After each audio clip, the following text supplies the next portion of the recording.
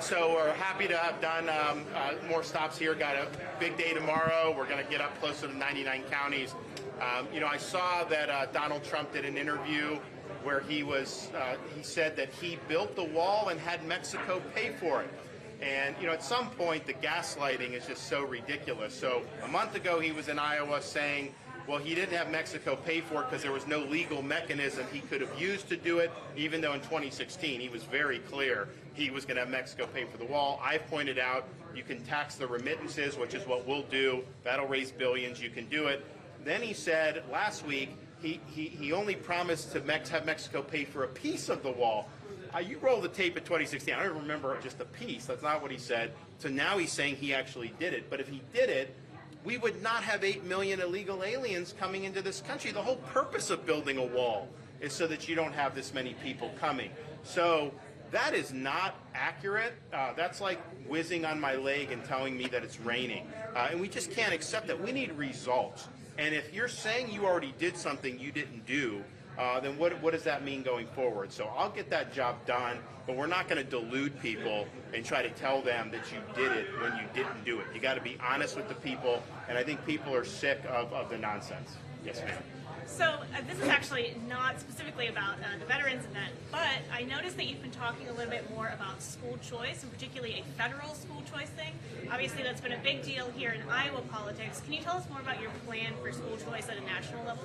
So we'll roll out something concrete, but basically it's going to be modeled after part of what we've done in Florida. We have a tax credit scholarship program, so corporations can write off a certain amount of their tax liability. It goes to a scholarship granting institution, and then they issue the scholarships based on the criteria. So I think what we would do is we do it through the Treasury Department, do it through budget reconciliation.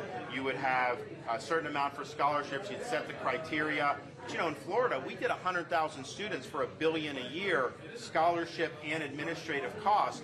So I think if you did like $25 billion, it could be revolutionary throughout this country. So we are going to do it. I think there's too many kids that don't have opportunities, and we want to make sure that we liberate them from a school system that may not be servicing their needs. Governor, are you going to go to Vanderplaats's thing, or if so, are you worried about any repercussions from that? I'm going to be there at the Family Leader. I think it's an important part of this process. It's been a part of this process for a long time. There's no way that should cause the RNC to penalize any candidate. And so I was at the Family Leader today, did a podcast with Bob. I told him, I don't know what you guys are going to do to work it out, but I'll be here no matter what happens, and so you guys can pencil me in for that. Governor, voters in Ohio, which has become a pretty red state over the last couple of cycles, voted to enshrine abortion rights into their constitution earlier this week. You, of course, signed the 6-week abortion restriction in your home state. Do you think that could be a vulnerability with you, or for you, with independent voters or in a general election? I think these referenda, one pro-life side has very little money. They get outspent. That was a very radical proposal, and Ohio, I think that typically would not have embraced that, but I just think that they just got pummeled in the campaign.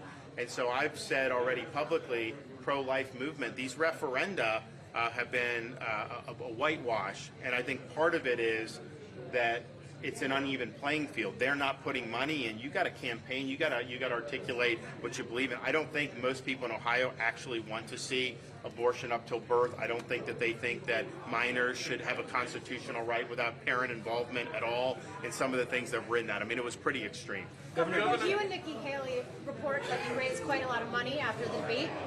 At what point are you going to call, or will you call, for the other candidates to drop out? Well, look, people can do what they want. I think that it's not my responsibility to do that. I do think that the RNC has indicated the next debate is going to be fewer people, maybe 2 or 3. I think that's good. I think if you're not in the debate, then you shouldn't have to. Then you're not going to really be able to compete. But there's one candidate that has a path to beat Donald Trump, and that's me. You've got to be able to win voters. Yes, there's some that definitely don't want Trump, and you got to be able to win those. But there's some that are willing to vote for Trump. Maybe they're not dyed in the wool on that, but you got to compete in that with those conservative voters, and I'm the only one that can do that. And you see it even in the polls that have Trump up. Underlying that shows we have the highest favorability. We have the the highest number of saying that they're going to potentially vote for us or considering to vote for us. And that was before the Kim Reynolds endorsement. You know, these endorsements in politics, you know, a lot of them, you know, are overrated. This one is real because she is revered amongst Republicans in this state for the job that she did. And I'd say 99% of people showing up to that caucus are going to have a positive view of Governor Kim Reynolds. And I actually saw after the debate, NBC was doing a focus group, and they had a bunch of Iowa caucus goers potential. That's like, does this endorsement make you more likely to support Governor DeSantis? All of them raised their hand and said yes. So I think that it's a really significant endorsement. I think it shows, it's her signal to Iowa caucus goers, this is a real race. We got to get this one right.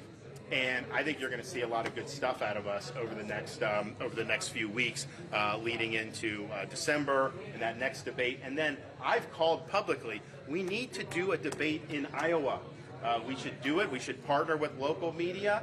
We should do one that's going to get reach all throughout this state. That is very, very important. And as much as I like Florida and I like Miami, and I was happy to host it as the sitting governor, Florida is not involved in this for many, many months. Iowa's coming, and then after Iowa, we need to do one in New Hampshire. Those should be done, so I hope that they're going to do that. I would have liked to have seen the December one be in Iowa, but hopefully we do have a couple weeks in early January to have a debate in Iowa. But that needs to be done, and the same thing with New Hampshire. Those are the two states in January that are going to vote, and we need to really focus on reaching those voters so that those voters can make a decision. Thanks, guys. Okay, thanks you, guys. everybody. Thanks, I'm Russ. going to head out this way.